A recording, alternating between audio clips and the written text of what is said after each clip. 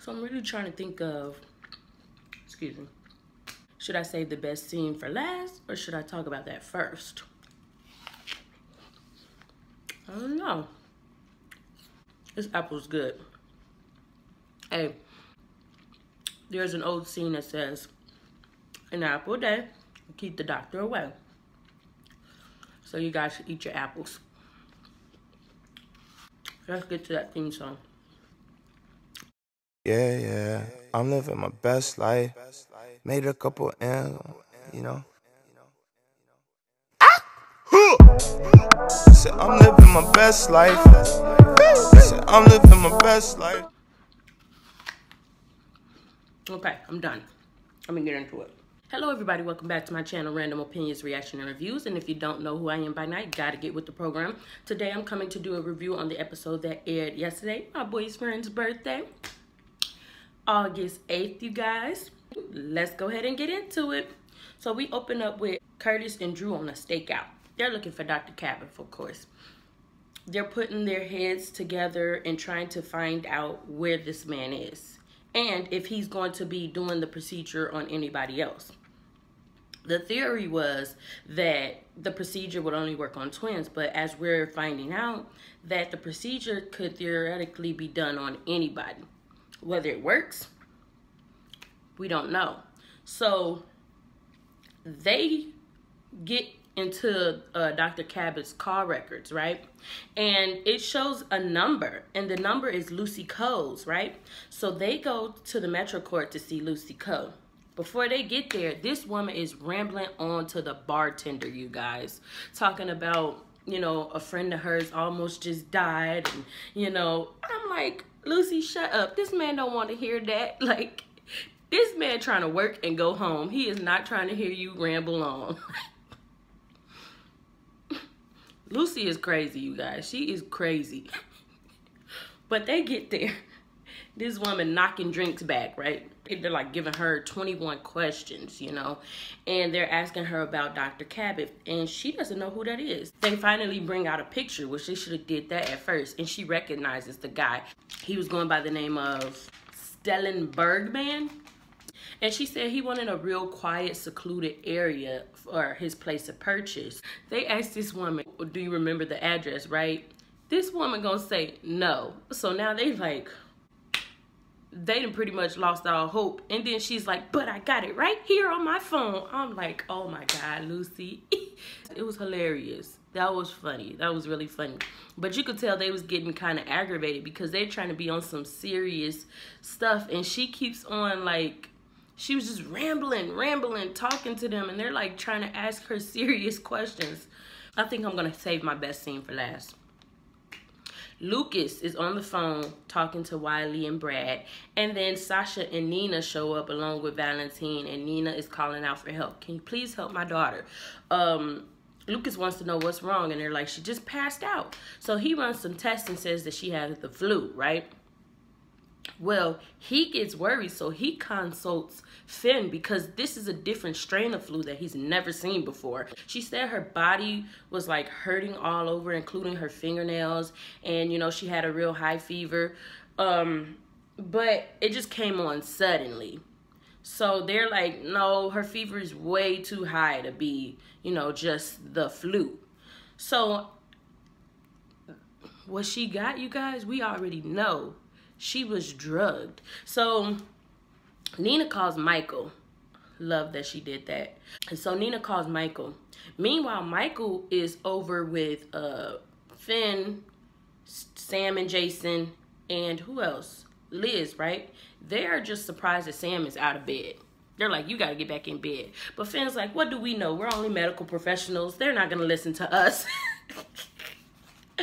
Finn is a mess. Like, he low-key be throwing shade sometimes. Y'all be peeping that? He be throwing shade. Oh, well, you know, and Michael walks up and he's like, Finn, you know, Sam doesn't like being told what to do. But they get to talking about Shiloh and the procedure and how the procedure can be done on anybody, you know. And then Michael gets the call and he rushes over to Sasha's side. Now, the doctors are asking him, you know, where did you guys go? They went to Puerto Rico. Finn is also asking, does Michael have any symptoms? Michael doesn't have any symptoms. He wants to know fruits. He wants to know foods they've ate. He wants to know things that they drink, people that they came across. So Michael, he calls Puerto Rico to find out if there's any like strain of the flu going around. And he finds out that there isn't. So now it just makes their job harder because they actually have to do a bunch of tests to find out what's going on with Sasha. In the meantime, they put her on isolation because they don't know if it's contagious or not. And Nina had me cracking up because the girl gonna say, is this against the law, quarantining your patients like this? I'm like, Nina, this is standard, baby. I get you ain't been to the hospital lately, but this is really standard. She has a disease. They don't know what it is. They don't want to pass it off to everybody in Port Charles, so they have to isolate her. I guess Sasha's like really sick, but at the same time, did you guys peep Valentine? He was worried. With Sasha having this elevated temperature, who knows how her body is going to react? She's probably going to get to hallucinating. She's probably going to get to talking and saying stuff she's not supposed to say, so he should be worried. I couldn't tell if he was worried for Sasha or worried that this secret going to get out. But he was there for Nina, making sure she had everything that she needed, trying to be a good, significant other. Nina was very, very worried, though. I'm happy to see her in this light, to see her being a mother, because I know she'd make a good mother. And it seems like Sasha really likes her and kind of, at this point, wishes that Nina was her mom. I kind of hope that once the secret comes out, Nina is able to forgive Sasha. I don't care what she does with Valentine, but I hope that she can forgive Sasha because it seems like they've started to build a rapport with each other and they've come known as mother and daughter, even though Sasha's not really her daughter. And yes, it's kind of a betrayal, but they've made a great relationship, and I feel like Nina at the same time has gained so much happiness from her being around. So I'm hoping that she can forgive her and they still continue, you know, their relationship as is. But I don't know how things are going to turn out. Jason and Sam had a pretty nice scene today. To me, it was a filler, but I'm a J-Sam fan, so I loved it. You know, them talking and Sam saying how she didn't want to be in the bed. She kind of wants to go home. And she called Jason a hypocrite. Because Jason's like, yeah, you know I don't like hospitals, but you got to stay in this bed. Then while they're talking, Elizabeth walks in and she is worried, you guys. Elizabeth is starting to find out, you know, there's some funny business going on with Shiloh. And I'm thinking in her head, she's putting 2 and 2 together. Like, my son is missing. Now I can't get a hold of Franco. She tracked his freaking phone and found he was on DeWitt Street, which is, I guess, like kind of like an abandoned street with a bunch of abandoned buildings and stuff. And she's thinking, like, in her head, I think this is just the positive side of her saying he's at some party being rebellious. But at the same time, she's worried. She is worried. So she goes to Jason for help. And Jason contacts Spinelli and they find the exact address that he is at. So now we have a multitude of people that know where this address is at. We have Elizabeth, we have Jason, including Spinelli, even though he's off screen. Drew and freaking Curtis. Who else knows? Scotty, Franco, of course. Everybody knows where this address is. Elizabeth says to Jason, Cam is definitely going to be embarrassed when his mother walks into that party and drags him out. And Jason's like, do you want me to go with you? And she says, no, you know, get back to Sam. Once he leaves, she calls Chase. I'm like, yeah, she know. She putting 2 and 2 together like, yeah, my son is in trouble. Let's get to my favorite scene, you guys. Oh, my God. I was disappointed. At the same time, I loved it. Now, Franco, we left off yesterday where Franco, he went to 721 DeWitt and he seen Dr. Cabbott and Shiloh arguing over an unconscious Cameron. So he freaks out like, pushing everybody. What are you doing? What are you trying to do to Cameron? And he's asking a bunch of questions. And Shiloh's not trying to answer anything. So Shiloh pulls a gun on him. This is why I was disappointed. Franco was a serial killer, you guys. He was a serial killer. A psycho, manipulative, crazy person. Like, and you mean to tell me this dude never carries a gun at all? There's like 1 million people in Port Charles that want to kill him. and he never carries a gun at all. Like, I was, you guys, let me calm down. I was pissed. I'm like, really? You don't have a gun? Every time I think about it, I get mad. So this man walks in. He tries to reason with Shiloh and Dr. Cabbott, right? Dr. Cabbott is going like, yeah, I can't do this procedure on this kid anyway. It works with an adult brain. Shiloh is like, no, we already have this kid prepped and ready. I'm not trying to waste no time. Franco is saying all this stuff, you know, there's a lot of people in Port Charles that don't like me, and it'd be better if you did me instead, you know, plus I'm an adult. I would love to get rid of my life, and I had a crappy childhood. People would sing you guys' praises if you turned me into Drew versus the person I am now. I've done a lot of bad things and I can't get rid of it. I'm like, Franco, why are you singing this shoulda, coulda, woulda, sad, sorry song? You should have been kicking some butt.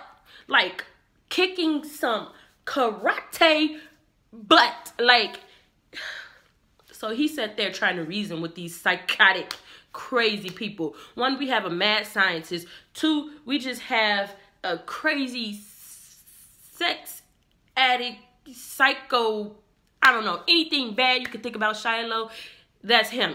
And you're trying to reason with these two people, Franco? Really? When you should have just started unbuckling Cam and kicking some butt at the same time to get him out to safety? No. So at this point, Cameron is like, no, what is mom gonna say? You know, don't do this. And he's doped up really bad, but he kind of knows what's going on. He's like, Franco, don't do this. What's gonna happen with my brothers? What's gonna happen with my mom? And Franco's like, look, you're better off. Your mom would be much happier getting you back than me. You know, and at the same time, I understand that because it's a difference. Like, I have a question, right?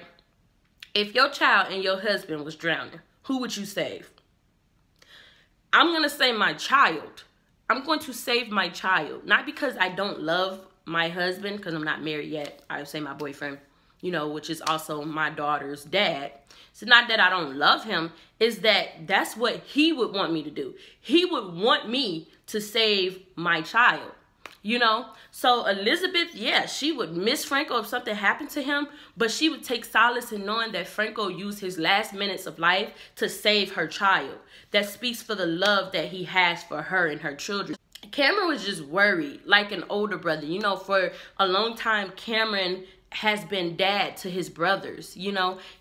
And I know how it is because I'm the older sister, and I was mama bear to my sister, so I completely understand where Cameron comes from. You know, everything that he does, he kind of always thinks in his head, how will this affect my brothers? How would me doing this affect my family? He thinks like a man already. I freaking love this kid, you guys. Like, what's his name? William Lipton. Freaking talented kid.